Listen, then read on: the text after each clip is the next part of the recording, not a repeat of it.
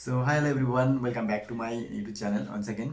And आज हम इस वीडियो में किसी स्टॉक्स पर्टिकुलर किसी कंपनी को बारे में नहीं बात करेंगे, बल्कि हम इस वीडियो में हम जानने की कोशिश करेंगे कि किसी भी कंपनी को हम कैसे एनालिसिस करते हैं, या फिर ऐसे मान के चलो किसी भी कंपनी को हम A to Z रेशियो से हम कैसे इसको जस्टिफाई करते हैं। कैसे इनिशियल एज ए फ्रेशर मैं किसी भी कंपनी को अगर ट्रैक कर रहा हूँ तो उसका मैं क्या देख के ट्रैक कर रहा हूँ, क्या मतलब देखना चाहिए, कौन सा चीज़ ध्यान रखना चाहिए कंपनी का ग्रोथ के टर्म पे। ठीक है, सो उन सब चीज़ का हम इस वीडियो में बात करने की कोशिश करेंगे, या फिर हम कौन सा वेबसाइट से कंपनी को ट्रैक करते हैं, कौन सा वेबसाइट अच्छा रहता है मतलब ट्रैक करने के लिए। वो हर एक चीज़ को मैं ब्रेक डाउन करने की कोशिश करूँगा, सो आप लोगों को आसान रहे, या फिर जितना मैं आज तक सीखा हूँ वो आप लोगों को सिखाने की कोशिश करूँगा। So let's started. First of all, हम किसी भी कंपनी को देखते हैं तो ऐसे पता चलता है कि मान के चलो मैं आपको जानता हूँ, ठीक है, आपके साथ दोस्तीदारी हुआ है, तो आपके साथ साथ मेरा आपका परिवार के भी साथ दोस्तीदारी हो जाता है, फ्रेंडशिप हो जाता है, फ्रेंड हो जाता है, आपका फ्रेंड के साथ मेरा फ्रेंडशिप हो जाता है। तो किसी भी कंपनी का हम ट्रैक करते तो इस तरीके से हम लोगों को समझ में आता है। कोई अगर फ्रेशर कंपनी है, लाइक फॉर एग्जांपल मैं अगर मान के चलो मैं रिटेल सेक्टर की बात करूँ, रिटेल सेक्टर में किसी कंपनी को फॉलो कर रहा हूँ, ठीक है, तो उसका पीआर जब आता है ना, तो पीआर से भी पता लग जाता है कि इनका जो सिमिलर काइंड ऑफ कंपनी है वो उसमें काम कर रहा है, वो भी एपल्स वैल्यू चेन में काम कर रहा है। या फिर मान के चलो ऐसे कि ऑटो सेक्टर को मैं फॉलो कर रहा हूँ, तो ऑटो सेक्टर का जो उनका जो पीआर कंपनी है उससे भी पता चल जाता है। सो आपको तब तक आप किसी कंपनी को फॉलो करते हो जब आपका समझ में आता है किसी सेक्टर को। जैसे कि मेरे को एफएमसीजी समझ में आता है, मेरे को ऑटो समझ में आता है, मेरे को हॉस्पिटल समझ में आता है, मेरे को एपेल्स रिटेल सेक्टर समझ में आता है, मेरे को और जितना आप नाम ले सकते हो सेक्टर वाइज, ठीक है।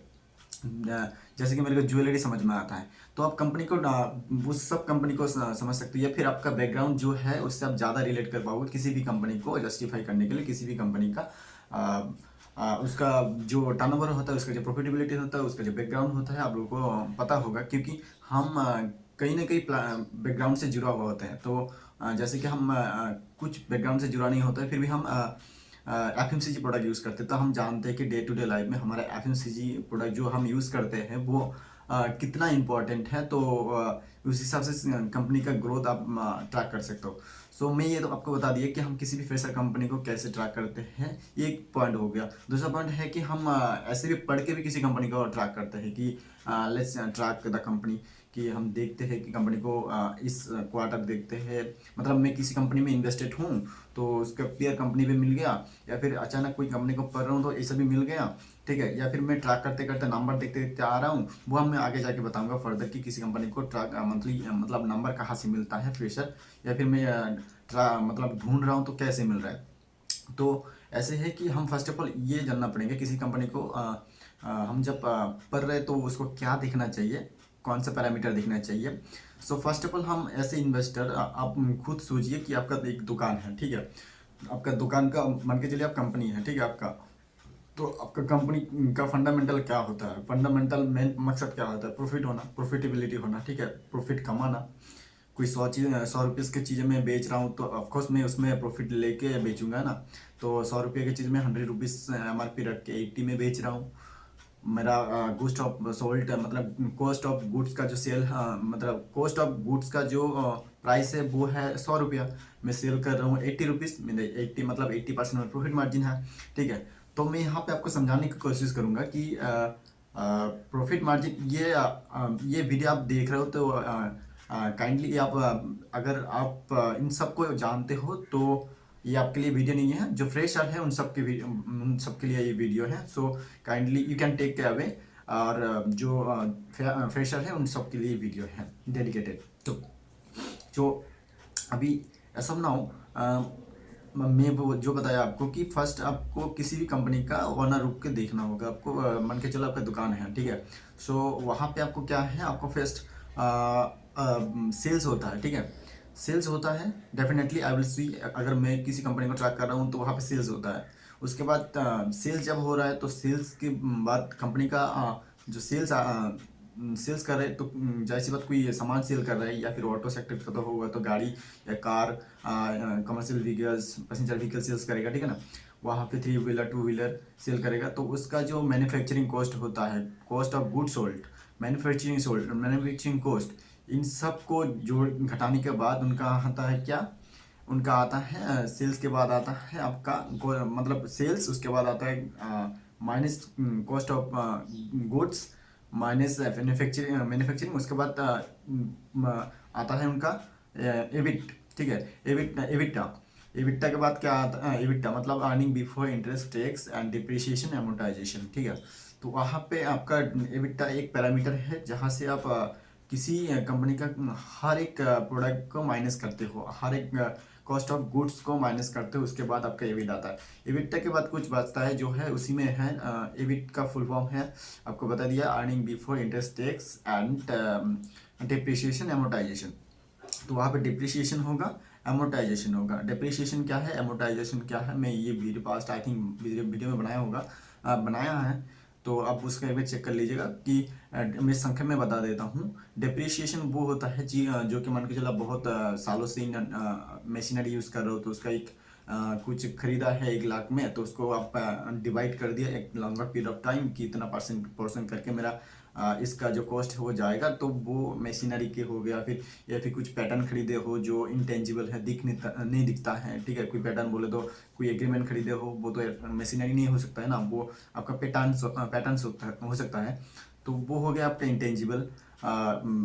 इंटेंजिबल डिप्रिसिएशन में 2 कैटेगरी आते हैं, टेंजिबल इंटेंजिबल, जो दिखता नहीं है, जो दिखता है, ठीक है। हम उसके बाद डिप्रिसिएशन होता है, उसके बाद आपका एमोर्टाइजेशन होता है, एमोर्टाइजेशन डिप्रिसिएशन दोनों सेम कैटेगरी टाइप का। उसके बाद आपका आता है वो सब दोनों के जाने के बाद ईबिट आता है। ईबिट का फुल फॉर्म है earning before interest and tax. अब ईबिट के बाद टैक्स आएगा, टैक्स के बाद आपका यहाँ पे फर्स्ट ऑफ ऑल आपका ईबिट में भी ईबिट मार्जिन होता है। आपका ईबिट मार्जिन क्या है, उसके बाद आता है आपका नेट प्रॉफिट, जो हम कहते हैं पैट, ठीक है। पैट बोले तो क्या, जो कंपनी कमा रहा है आफ्टर ऑल द एक्सपेंसेस, उनका जो बच रहा है अपने पॉकेट में, जेब में कंपनी का। मैं पहले बताया है कि अल्टीमेट किसी कंपनी का मकसद क्या है, तो प्रॉफिट होना, प्रॉफिटेबल होना, तो वहाँ पे पैट आता है। पैट प्रॉफिट आफ्टर टैक्स, यानी पैट भी बोलो या फिर नेट मार्जिन भी बोलो, तो यहाँ पे हम वो सब देखने को मिलता है। उसके बाद हम ये तो हो गया इनके प्रोसेस, कैसे एक कंपनी को मतलब फिल्टराइज करके हम प्रॉफिटेबल है कि नहीं ये देख सकते हैं। अभी हम बात करेंगे ratio, profitable ratio, sales growth ratio, एक मॉनिटरिंग के रूप में हम जो देखते हैं। सो फर्स्ट ऑफ ऑल किसी कंपनी को देखते हैं तो ऑफकोर्स उनका हम मार्केट कैप देखते हैं कंपनी का। कंपनी बड़ा है, छोटा है, मार्केट कैप के हिसाब से बड़ा बोले तो 5,000 से नीचे हम इसको मतलब छोटा कंपनी बोलेंगे, 5,000 के ऊपर से मिड कंपनी बोलेंगे, 20-25 हज़ार के ऊपर से हम उसको लार्ज कंपनी बोलेंगे, ठीक है। 1,000 करोड़ की बात कर रहा हूँ। तो यहाँ पे जब मिड कैप मान के चलो यहाँ पे 5,000 करोड़ का मार्केट कैप है। सो यहाँ पे फॉर एग्जांपल अगर कोई कंपनी एक स्टोर है और किसी कंपनी का 20 स्टोर है, तो एक स्टोर से 2 स्टोर होने में टाइम नहीं लगेगा, बट 20 स्टोर से 40 स्टोर होने में कंपनी को बहुत टाइम लगेगा। तो यहाँ पे लार्ज कैप में रिस्क कम है, बट स्केलेबिलिटी कम है, यहाँ पे कम है। बट यहाँ पे अगर स्मॉल कैप कंपनी में देखें तो यहाँ पे रिस्क बहुत है, कभी भी वाइप आउट हो सकते हैं, कभी भी कुछ क्लाइंट के साथ कुछ भी हो सकता है उस कंपनी के साथ। तो वहाँ पे एकदम से उनका जो डाइवर्सिफाई एसेट है वो कम हो सकता है, तो उसमें रिस्क भी ज़्यादा है, तो रिटर्न भी ज़्यादा होता है। रिस्क जहाँ ज़्यादा है तो रिटर्न भी ज़्यादा है, डेफिनेटली ये एक बात है। मार्केट कैप, फर्स्ट हम मार्केट कैप देखते हैं, उसके बाद आपका हो गया उनका एज ऑफ नाउ कंपनी का ग्रोथ क्या है, ठीक है। ये मैं फंडामेंटली की बात कर रहा हूँ, ना कि कैंडलस्टिक और ट्रेड मतलब इनका पैटर्न क्या है वो नहीं, फंडामेंटली बात कर रहा हूँ। फंडामेंटली इन द सेंस कि कंपनी का मार्केट कैप क्या है, कंपनी का ग्रोथ क्या है, ग्रोथ है तो क्वार्टरली ग्रोथ क्या है, ईयरली ग्रोथ क्या है। अगर ये चीज़ हमको समझ में आ जाए, ईयरली ग्रोथ क्या होता है, क्वार्टरली ग्रोथ क्या होता है, तो हम किसी भी कंपनी को मोस्ट ऑफ द कि मान के चलो 10% हम 90% वेस्ट चीज़ को हम बाहर साइड कर देते हैं, 10% जो एक्चुअल वैल्यूएबल चीज़ होता है कंपनी का वो हम लेके आते हैं। तो वो वाला चीज़ होता है यहाँ पे इन्वेस्टिंग के मामले पे, फंडामेंटली नॉट कि टेक्निकली, ठीक है। सो अगर किसी कंपनी, जाहिर सी बात, किसी कंपनी का ग्रोथ रहेगा तो वहाँ पे हम डेफिनेटली कंपनी के कुछ पर्सन के साथ हम जा सकते हैं क्वार्टरली। एंड क्वार्टरली बोले तो 3 मंथ, इनका हर साल में 3 क्वार्टर होता है, 4 क्वार्टर होता है, ठीक है। Q1, Q2, Q3, Q4। अब अप्रैल टू जून है इसका फर्स्ट क्वार्टर, जून टू सितंबर है इसका सेकंड क्वार्टर, सितंबर टू दिसंबर इसका थर्ड क्वार्टर, दिसंबर टू मार्च इनका है फोर्थ क्वार्टर। तो इसके मान के चलो, ठीक है, हर क्वार्टर में रिजल्ट आता है। मान के अप्रैल टू जून हो गया तो इसका रिजल्ट आएगा जुलाई, अगस्त, सितंबर, इन 3 महीने में, अगले 3 महीने में आएगा, या फिर फर्स्ट तारीख से आ सकता है, ऐसा है। उससे पहले कंपनी का बहुत रेफरेंशियल नंबर, बहुत सेल्स नंबर आ जाता है। और ये हो गया आपका ग्रोथ के टर्म पे, ठीक है। उसके बाद हम देखेंगे किसी भी कंपनी को ये भी देख सकते हैं हम, हाई लो कितना है कंपनी का। मान के चलो किसी कंपनी का हाई कितना बनाए हैं, लो कितना बनाए हैं, ऐसा ना कंपनी का, ठीक है। उसके बाद कंपनी का बुक वैल्यू देखना होता है। बुक वैल्यू बोले तो कोई भी चीज़ आप कंपनी का खरीद रहे हो, मतलब स्टॉक खरीद रहे हो, उनका प्राइस जो प्राइस दे रहे हो, उस प्राइस से कंपनी के पास मतलब जो एसेट है कुल मिला के कंपनी का अगर बेच दिया जाए, या फिर ऐसा मान के चलो कि कंपनी के पास कितना एसेट है, उसको अगर कंपनी ना करे, ऐसा कुछ हो जाए कि कंपनी का कुछ हो गया, तो उसके पास क्या, मतलब लास्ट में क्या बचता है पूरा कंपनी को, अगर एज पर उनका जो एसेट है क्या बचता है, उसका हम डिवाइड करते हैं, जो हमारा वैल्यू मिलता है वो है बुक वैल्यू, ठीक है, कंपनी का बुक वैल्यू। उसके बाद हम लोगों को देखना होता है P ratio. P ratio price to earning ratio. ये सब मैं सेपरेटली वीडियो बना दूंगा, या फर्दर हम इसको डिस्कस करेंगे। पी रेशियो में बहुत बार वीडियो में बोल चुका हूँ। पी रेशियो क्या है, प्राइस टू अर्निंग। इसमें जो पॉइंट है प्राइस टू अर्निंग, इस वाट में छुपा है उनका, मतलब प्राइस टू अर्निंग, अर्निंग करने में कितना प्राइस दे रहे हैं हम, प्राइस टू अर्निंग, ठीक है। उसके बाद फॉरवर्ड भी देखना होता है। उसके बाद डेप्थ टू इक्विटी, कंपनी के पास कितना डेप्थ है। ये ना, ऐसा नहीं कि हम किसी कंपनी को फॉलो करें, ग्रोथ तो है, बहुत ग्रोथ है, क्वार्टरली ग्रोथ है, ईयरली ग्रोथ है, बट कंपनी ने बहुत सारे डेप्थ लेके रखा है। ना करे कुछ ऐसा, कोई सीजनलिटी उनके सेल्स में डिग्रोथ आ जाए तो वो कंपनी डेप्थ का जो इंटरेस्ट है वो पे नहीं कर पाएगा। सो फर्दर जाके कंपनी का इशू होगा, तो इशू होगा तो वहाँ पे इन्वेस्टर को इंटरेस्ट नहीं दिखाएगा। ऐसा पार्ट है, ऐसा इनका as per journey of investing. सो ऐसे इन्वेस्टर वो सब देखना होता है। डेप्थ इक्विटी रेशियो, ठीक है। एंड उसके बाद देखना होता है आपको पेक रेशियो। पेक रेशियो क्या है, PEG ratio is price to earning growth ratio. Price to earning growth ratio, P ratio के जो पैरामीटर है, PEG to price to earning growth ratio, ठीक है, पेक रेशियो। अर्निंग उनका ग्रोथ रेशियो क्या है, पेक रेशियो।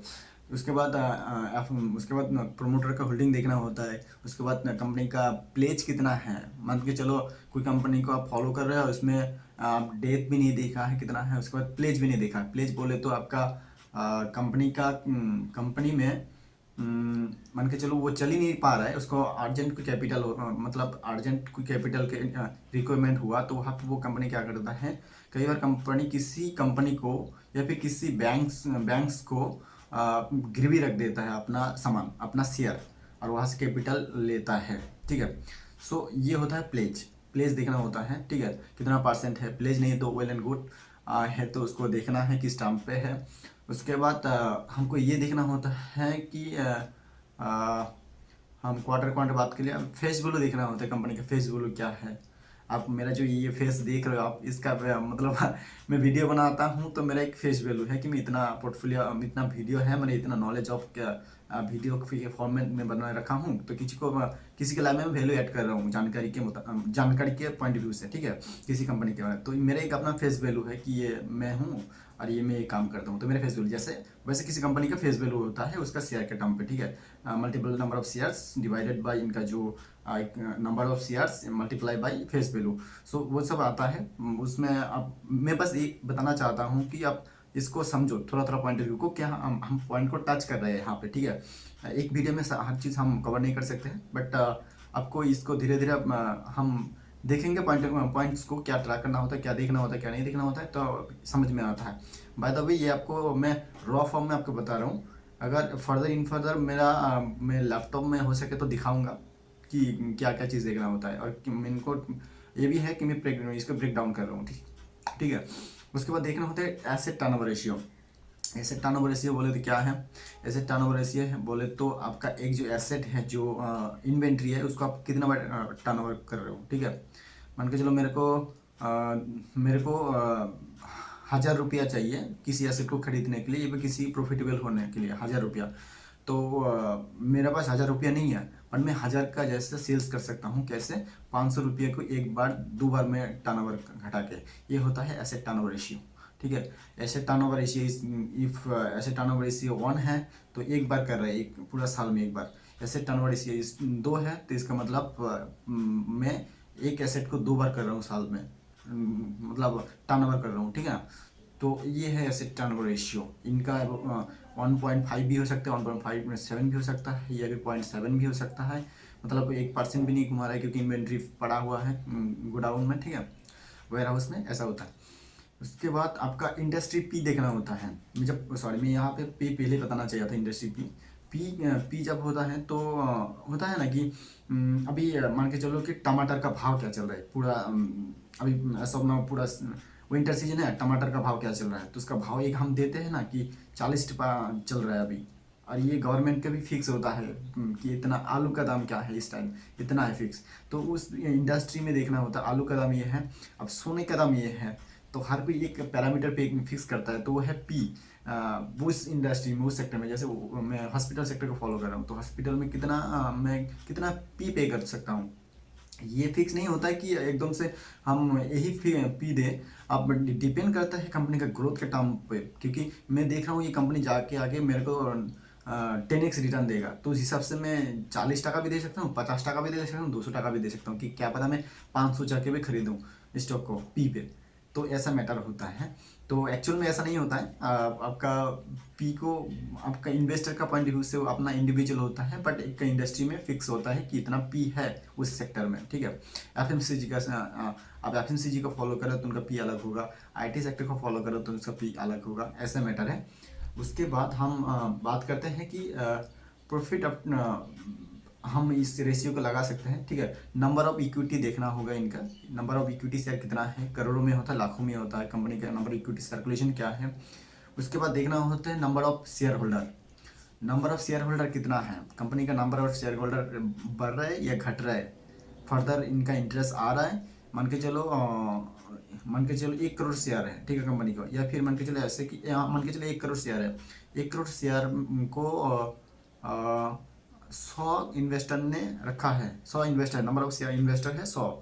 अब फर्दर अगर कंपनी जाके ग्रो कर रहा है तो कोई इन्वेस्टर सेल कर रहा है तो वहाँ पे रिटेल इन्वेस्टर आके भी घुस सकता है, या फिर एफआई भी आ सकता है। एफआई बोले तो फॉरेन इंस्टीट्यूशनल इन्वेस्टर, और डोमेस्टिक भी आ सकता है, डोमेस्टिक डीआईआई, डोमेस्टिक में भी आ सकता है या रिटेल इन्वेस्टर का। तो वहाँ पे number of share holder interest के टर्म पे बढ़ जाता है, डिमांड एंड सप्लाई के टर्म पे। जब किसी कंपनी में ग्रोथ आता है तो ऑफकोर्स वहाँ पे इन्वेस्टर का स्टॉक में डिमांड आता है, कंपनी का डिमांड आता है, तो स्टॉक में बाय सेल ज़्यादा होता है, तो वहाँ पे नंबर ऑफ शेयर होल्डर बढ़ जाता है। ये है इनका पार्ट। उसके बाद देखना होता है कि हमको ऑपरेटिंग प्रॉफिट। ऑपरेटिंग प्रॉफिट क्या है, ऑपरेटिंग प्रॉफिट क्या है, यहाँ पे ऑपरेटिंग प्रॉफिट है किसी कंपनी का अगर मैं रन कर रहा हूँ, चला रहा हूँ, तो भाई वहाँ पे मैं कितना ऑपरेट करके प्रॉफिट कमा रहा हूँ, ये होता है ऑपरेटिंग प्रॉफिट, ठीक है। ओपीएम, ऑपरेटिंग प्रॉफिट, ओपीएम का ऑपरेटिंग प्रॉफिट मार्जिन, ठीक है, ओपीएम ऑपरेटिंग प्रॉफिट मार्जिन। उसके बाद देखना होता है हमको नेट प्रॉफिट मार्जिन, मतलब मैं ऑपरेट करके इतना कमा रहा हूँ, उसके बीच में टैक्स वैक्स वो जो है सब कुछ देने के बाद, सारी चीज़ को देने के बाद मेरा पैट कितना है, प्रॉफिट मार्जिन क्या है, ठीक है। पैट बोले तो profit after tax, but PAT margin अलग होता है, उन्हीं का एक ग्रुप जो मतलब परसेंटेज वाइज होता है कि पूरा रेवेन्यू का में कितना परसेंट मार्जिन है मेरा, ठीक है, वो है पैट, प्रॉफिट मार्जिन। उसके बाद कई और रेशियो आप दे सकते हो, जैसे ईपीएस। आपका ईपीएस भी एक फंडामेंटल है कि ईपीएस ग्रो कर रहा है कि नहीं। ईपीएस है कि अर्निंग पर शेयर, हर शेयर में हर क्वार्टरली ग्रो कर रहा है कि नहीं, ये एक पैरामीटर है कि अर्निंग पर शेयर, ईपीएस आपका ग्रो कर रहा है कि नहीं। ईपीएस अर्निंग पर शेयर, पिछले क्वार्टर में मेरा ईपीएस था मान के चलो 10 टका, अभी बढ़ के हो गया 12 टका पर शेयर। तो यहाँ पे हमको देख रहा है कि स्टॉक में ग्रोथ है, स्टॉक में ग्रोथ है। कई बार ये भी आपको देखना होगा कि ईपीएस फेक भी होता है। ईपीएस कैसे फेक होता है, मान के चलो मेरा पास अभी एज ऑफ नाउ मेरा इन्वेंट्री बहुत पड़ा हुआ है, तो मैं इसको अगर मान के चलो इस मेरा इस इन्वेंट्री बहुत पड़ा है, वहाँ पे मैंने डिस्काउंट में माल सप्लाई कर दिया, डिस्काउंट में माल बेच दिया, तो वहाँ पे कोई लॉजिक नहीं बनता है, क्योंकि अब डिस्काउंट दे दिया, अब तो प्रॉफिट ही नहीं कमाया ना, तो वहाँ पे आपका ईपीएस तो भला आ जाएगा, बट मतलब ईपी अर्निंग पर शेयर तो बढ़ जाएगा, ठीक, इतना पर शेयर मैंने इतना कर दिया, ठीक है। तो कहीं भी ये सब नाम देखना पड़ता है कि ईपीएस का जो कई बार फेक आ जाता है, ठीक है। सो हम इन फर्दर इसको डिस्कस करेंगे। उसके बाद इक्विटी कैपिटल देखना होता है, कंपनी के पास इक्विटी कैपिटल क्या है, रिजर्व क्या है, बैलेंस शीट क्या है। बैलेंस शीट तो मैं बताया नहीं अभी तक, मैंने रेशियो को बताना शुरू कर दिया, ठीक है। तो किसी फर्दर वीडियो में बताएंगे बैलेंस शीट। मैं जो जिस स्टैम्प को मैं फॉलो करता हूँ, ठीक है, वो है। उसके बाद आरओई देखना होता है, आरओसी देखना होता है। आरओई बोले तो रिटर्न ऑन इक्विटी क्या है, आरओसी क्या है, रिटर्न ऑन कैपिटल एम्प्लॉय क्या है, मतलब कितना कैपिटल में एम्प्लॉय, कितना मेरे जो कैपिटल एम्प्लॉयड है, मतलब वर्किंग में है, वो इसका रिटर्न कितना है फुल कंपनी, मतलब कंपनी का कैपिटल और शेयर होल्डर का कैपिटल मिलाकर जो कैपिटल एम्प्लॉयड है वो कितना वर्किंग का रिटर्न है, वो देखना होता है। उसका फर्दर जाके हम देखते हैं working capital to sales. Working capital to sales क्या होता है? वर्किंग कैपिटल से सेल्स इन लाइक मैं कई बार होता है ना कि मैं पढ़ाई तो कर रहा हूँ, मतलब मैं तो ग्रोथ कर रहा हूँ लाइफ में, कुछ भी कर रहा हूँ, मैं सीखने के लिए कितना अपने पीछे खर्च कर रहा हूँ। मान के चलो मैं सीखने के लिए ये कैलकुलेटर लिया, ठीक है, इन्वेस्ट किया इसके ऊपर। सीखने के लिए ये पेन लिया, ठीक है। सीखने के लिए ये बुक लिया, सीखने के लिए मैं कुछ कोर्स ले रहा हूँ। ऐसे करके मेरा पीछे मैं सीखने के लिए खर्च कर रहा हूँ। वैसे कंपनी के पीछे इन्वेंट्री को रिसर्च रिपोर्ट, मतलब कंपनी को जो उनका जो हेड ऑफ ऑपरेटिंग है, उसको कंपनी को रन करने के लिए बहुत सारी क्या बोलते हैं उसको, research and R N D, sorry R&D मेरे को याद नहीं आया। R&D पे कितना खर्च हो रहा है, एक्सपेंशन में कितना खर्चा हो रहा है, कैपेक्स के पीछे उनका जो रिसर्च है उसके पीछे कितना खर्चा है। तो वर्किंग कैपिटल टू सेल्स, एक सेल्स मतलब 100 टका सेल्स हुआ, उसमें से मेरा कितना परसेंट है, 2%, 3%, 4% सेल्स है, ये एक रेशियो है। अलग अलग इन्वेस्टर अलग अलग रेशियो यूज़ करते हैं। सो एज पर मैं जो देखता हूँ वो देखता हूँ। ये आपका एक कंपनी हो गया। अलग अलग कंपनी में अलग अलग पॉइंट, मतलब रेशियो मिलता है, अलग अलग रेशियो। जैसे कि अप्रैल्स को फॉलो करोगे तो वहाँ पे आपको एस मिलेगा। एस बोले तो same store sales growth value chain, क्योंकि उन बहुत सारे शोरूम खुलते जा रहा है, हर एक शोरूम से उनका जो एग्जिस्टिंग शोरूम है वहाँ से रिटर्न आ रहा है, तो उनका हो गया सेम स्टोर सेल्स ग्रोथ कितना है, पुराना दुकान से कितना सेल्स आ रहा है, वो है। आप देखोगे होटल सेक्टर में फॉलो करोगे तो होटल सेक्टर में आता है आपका रेवेन्यू पर बेड, ऐसा आता है, तो उनका अलग रेशियो हो गया। उसके बाद रेवेन्यू पर बेड हॉस्पिटल सेक्टर में। उसके बाद आपका हो गया एवरेज ऑक्यूपेंसी रेट क्या है। उसके बाद आप मेटल सेक्टर को फॉलो करेंगे तो वहाँ पे देखोगे EBITDA पर टन। तो अलग अलग सेक्टर में अलग अलग रेशियो होता है। ये आपका सेक्टर वाइज जब आप पढ़ोगे तभी आपको समझ में आएगा। सो आई थिंक वीडियो बहुत बड़ा हो रहा है, लंबा हो रहा है। सो फर्दर हम किसी दूसरे टॉपिक में बात करेंगे किसी दूसरे वीडियो में। तो यहाँ पे हम एक कंपनी को कैसे फॉलो करते हैं, मैं इनिशियल से लेकर एकदम लास्ट तक, आई होप मैं जो जितना मैं फॉलो करता हूँ उस सारी चीज़ को आपको इस वीडियो में कवर किया। बहुत सारे ऐसे भी पॉइंट है मैं डिस्कस नहीं कर पाया, बट ऑलमोस्ट मैंने इस वीडियो में बताया कि एक कंपनी को इन्वेस्ट करने से पहले हम क्या क्या चीज़ देखते हैं, क्या क्या चीज़ देखना होता है, और फर्दर उनका ग्रोथ कैपेक्स क्या है। मैं एक पॉइंट ये भी नहीं बताया कि capex working capital to sales अलग है, ठीक है, ये कंटिन्यूअस है, बट कैपेक्स जो कर रहा है फर्दर मान के चलो एक टाइम पे इतना कैपेक्स कर रहा है। जैसे कि recent V2 retails apparel sector का, मतलब अपैरल सेक्टर का कि V2 रिटेल्स करके कंपनी वो QIP किया, वहाँ पे 400 करोड़ का फंड राइज किया QIP करके, ठीक है। QIP बोले तो मतलब फंड राइज किया, ठीक है, QIP। वहाँ पे वो 400 करोड़ से कंपनी 250 करोड़, मतलब 2.5 करोड़ पर स्टोर पे कैपेक्स करेगा। आगे जगह फर्दर वो 100 स्टोर खुलेगा तो उसको 250 करोड़ रुपये चाहिए। तो ऐसा होता है कई बार कंपनी ऑन टाइम फर्दर वो क्या बोलते हैं वो कैपिटल कैपेक्स कर रहा है, ऐसा है। जो कि बैलेंस शीट में हमको आई थिंक दिखेगा कि वर्किंग कैपिटल इन प्रोसेस, वो वाला बैलेंस शीट में दिखता है, ठीक है। So that's all about investing further. I hope मैं आपको बता पाया कि एक कंपनी को कैसे फॉलो करते हैं, कैसे हम देखते हैं A to Z। फर्दर हम इस वीडियो बहुत लंबा हो गया, और फर्दर हम किसी और टॉपिक, किसी और दूसरे वीडियो में बताएंगे। कमेंट करके बताना कौन सा टॉपिक में मैं वीडियो बनाऊँ। Thank you so much, all the best.